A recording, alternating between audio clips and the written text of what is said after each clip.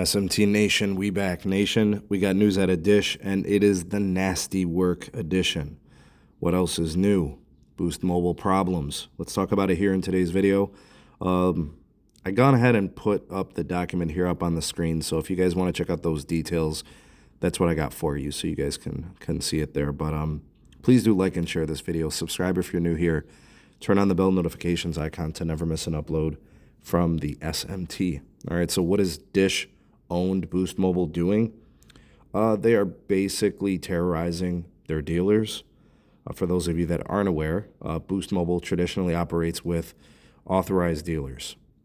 They've got very large dealers, right? Those that own many, many locations, and then they have smaller ones that maybe own, 5 or 10 locations or something like that. But many times, a lot of dealers own more than one store, and they operate that store. And things have been different under Dish in ownership of these Boost Mobile stores, while the dealers have been with Boost since the Sprint era. But everything has changed and everything is different now, and they're doing some very dealer-unfriendly things. One of the things that they're doing now, and which is this video is about, is they're going to start penalizing and fining the dealers, the owners of the stores, for late openings and early closures.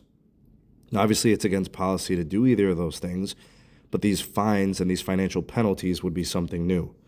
All right, we are talking about a penalty of $250 if they had to close that day, and $125 if it's any type of a partial day close.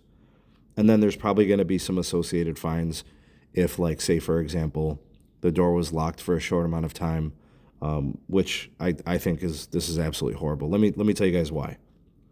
In these locations, because business has been so bad, volume has been so low, traffic has been so inconsistent and faltered, right? Remember, Boost Mobile is just not as competitive as it used to be. The deals just aren't as good, and customers aren't shopping there as much, right? They're looking at other offers from Metro and Cricket and TracFone brands and other things. They're just looking for more unlimited options and better pricing and those things, and Boost just isn't that leader anymore. So what Boost dealers have been doing is trying to manage the amount of overhead they have. So you got to pay rent, you've got insurance, all the things that come with a business, including payroll. So a lot of stores, since they're not doing the volume anymore, they can't afford to have 3 and 4 employees. Some stores are down to 2 employees. Some stores don't even have employees. The owner, also the operator, also the employee.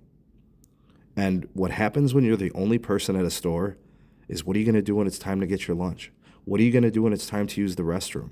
You have to lock the door. You can't risk your inventory getting swiped. You can't risk anything like loss or anything like that.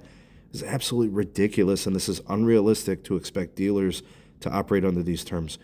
Dish doing the nasty work to the Boost Mobile owners and authorized dealers. I'm not a fan of this. It continues to get worse with time.